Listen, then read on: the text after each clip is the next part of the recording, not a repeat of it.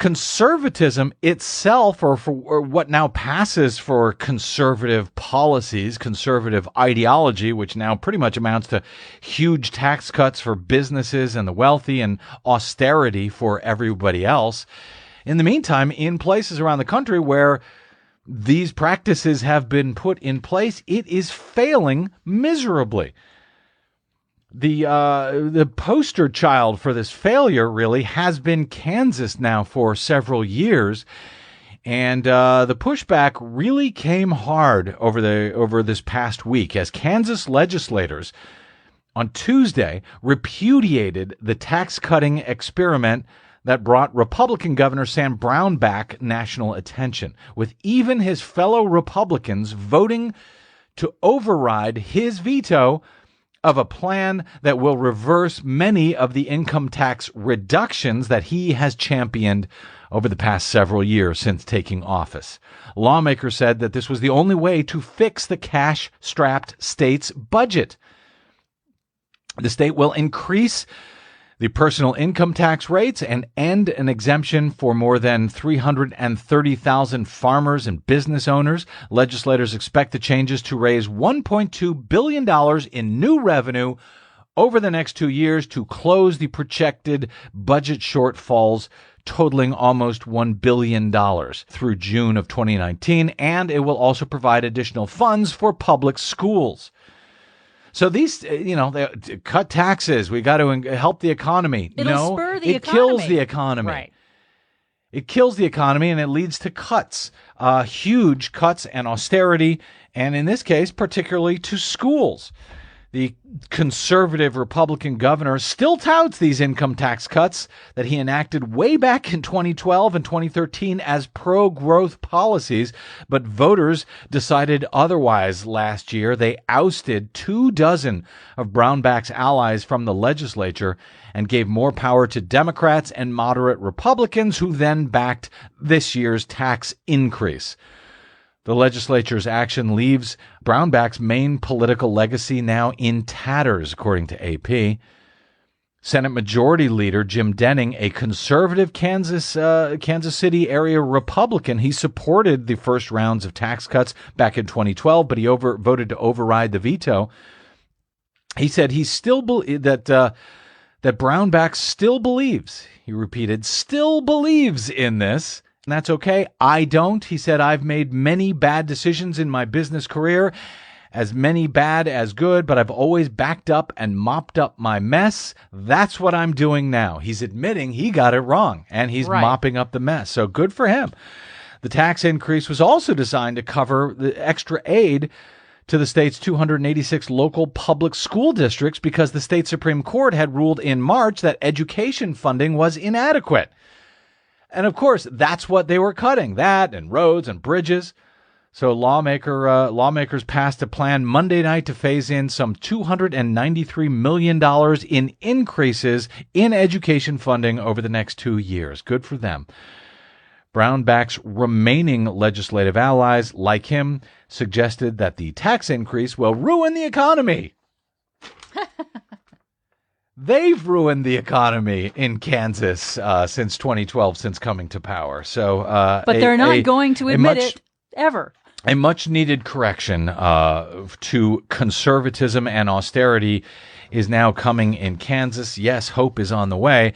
In the meantime, hope may not yet be on the way for Oklahoma, where they have a similarly right-wing governor who is screwing everything up and a similarly right-wing legislature still in place. A deepening budget crisis there has now forced schools across the Sooner State to make painful decisions. Class sizes have ballooned, according to the Washington Post. Art and foreign language programs have shrunk or disappeared entirely, with no money for new textbooks. Children often go without. And perhaps the most significant consequence, students in scores of districts across the state are now going to school for just 4 days a week. Funding for classrooms has been shrinking for years in this deeply red state as lawmakers have cut taxes. Hey, I thought that was good for the economy. slicing away hundreds of millions of dollars in annual revenue in what some Oklahomans consider a cautionary tale about the real-life consequences of the small government approach favored by Republican majorities in Washington and state houses nationwide. School districts were staring down deep budget holes, having to turn to shorter weeks in desperation as a way to save just a little bit of money and persuade increasingly hard-to-find teachers to take some of the nation's lowest-paying jobs. So they also don't pay them well. Oklahoma is 49th in the nation when it comes to teacher pay, according to federal data. Teachers are leaving in droves for better-paying jobs elsewhere in other states. The number of positions filled by emergency-certified teachers who have no education training, or as one of the district heads says, quote, are upright and breathing, is now 35 times as high as it was in 2011. They can't increase the payments for them because they've been cutting taxes down to the bone, losing revenue to the state. There's your conservatism. How's it working out for you, Oklahoma? 96 school districts in Oklahoma have lopped Fridays or Mondays off of their schedules. This is nearly triple the number that did this back in 2015 and 4 times as many as in 2013.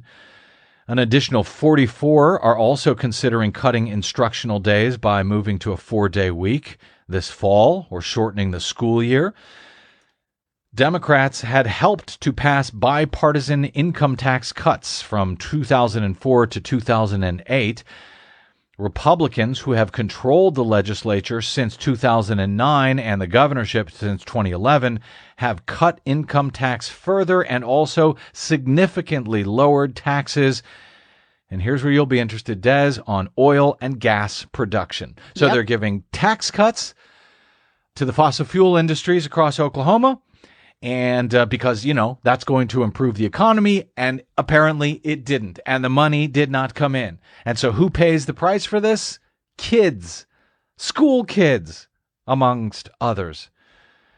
The problems facing Oklahoma are our own doing, said State Senator John Sparks, the chamber's top Democrats. These are the results of a bad public policy and a lack of public sector investment. Governor Mary Fallin, Republican, said a downturn in the energy sector and decreasing sales tax revenue have led to several very difficult budget years. Gosh, I wonder why that happened, Governor. She brought this about. They're facing now a $900 million budget gap. Once again, almost $1 billion budget gap in Oklahoma.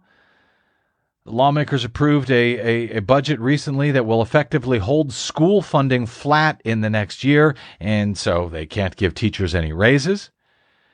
And meanwhile, in Washington, Donald Trump has proposed significant education cuts that would further strain local budgets. It's going great. This is exactly what they were rejecting in these elections in the UK. And now, by the way, in Kansas back in November. So Oklahoma has decreased spending 14% per child since the Republicans took over in 2008. 14% decrease. And the state spent just $8,000 per student. This is only Arizona, conservative Republican red state, Idaho, conservative Republican red state, and Utah, conservative Republican red state. Only those 3 states spent less on their kids. That's what republicanism gets you. I don't even want to call it conservatism. It's republicanism. That's what it gets you. The class sizes are huge now in Oklahoma. They're trying to do any kind of money saving they can. They're cutting one of the ways they save money on Fridays is because the school buses don't run, so they use less diesel fuel to run those buses. They have not given a raise to teacher salaries since 2008. So that's what conservatism, republicanism gets you. That's what tax cuts give you.